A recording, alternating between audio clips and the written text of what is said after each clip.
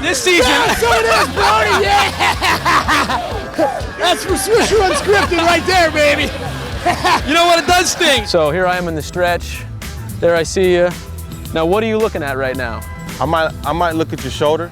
This is not a typo, and this is not going to be a misread on my part. Earlier tonight, history was made in the Central Coast section. Would you believe it was the 15th and 16th seeded teams meeting for the championship? Right here in the Bay Area, there's a story of courage, skill, and determination.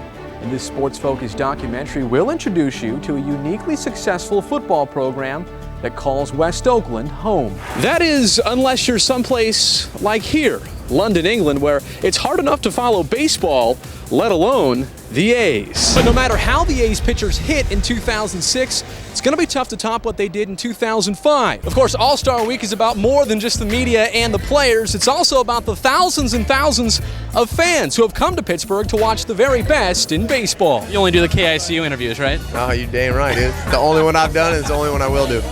We appreciate that. So it's actually a lot of just like, I'm looking at you, you're kind of just like swiping at it almost. Right. And just what I'm saying though is this is going to be your last day on the job. So just how much does Amador Valley like to run the football? Well, in 2 of the last 3 contests alone, the Dons amounted to a grand total of 0 yards passing. I caught up with Swish in San Diego on the A's team plane at Coors Field to do a little Swisher.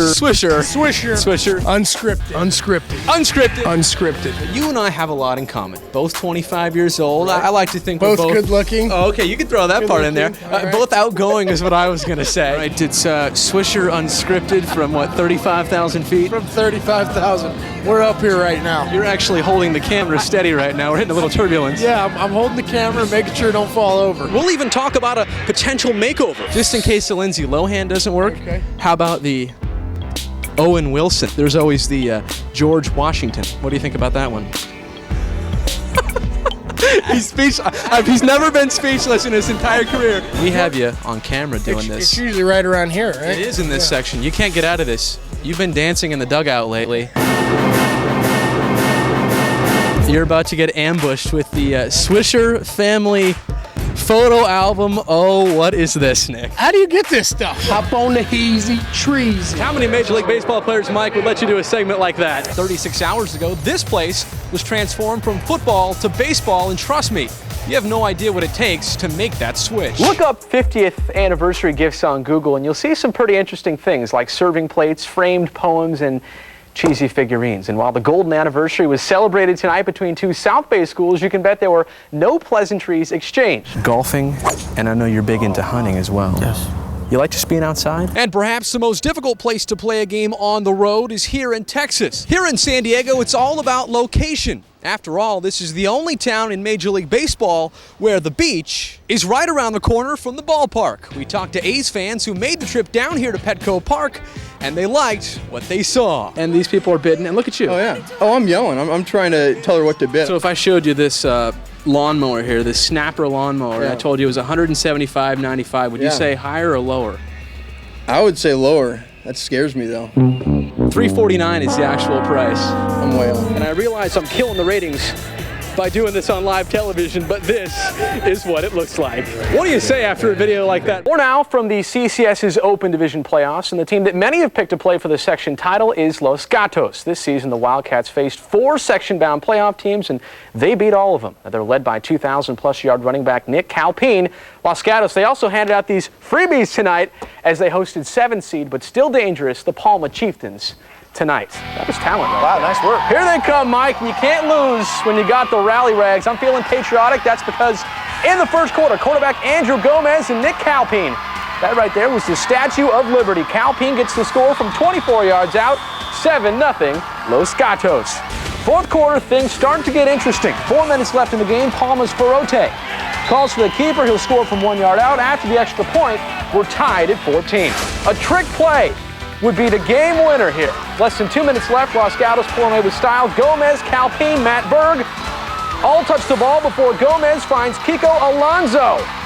Capping off the game with the double reverse, 2-seed Los Gatos advances 20-14 over Palma. Richard Nixon was president.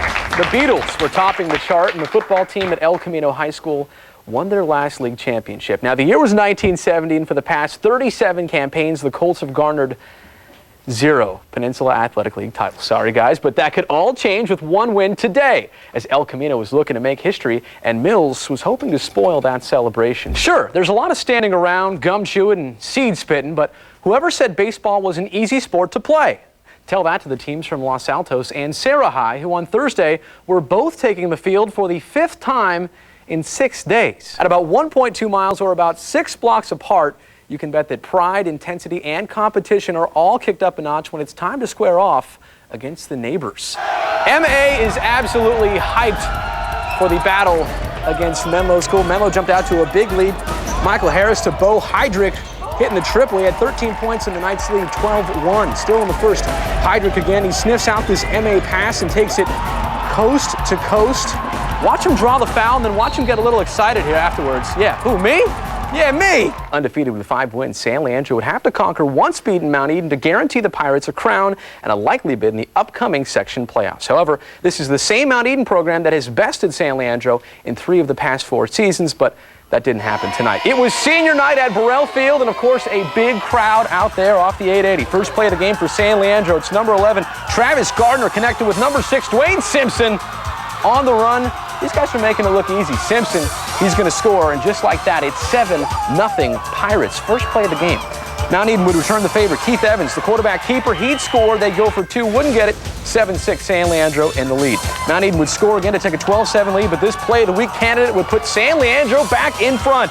Tyler Mason taking the handoff and bringing it 70 yards. I just met Tyler. He's a good dude. He'll put on some nice moves here and score. 14-12 Pirates in control. Mason, look at this, rocking the Pee Wee team jersey. It's the San Leandro Crusaders under his number 1.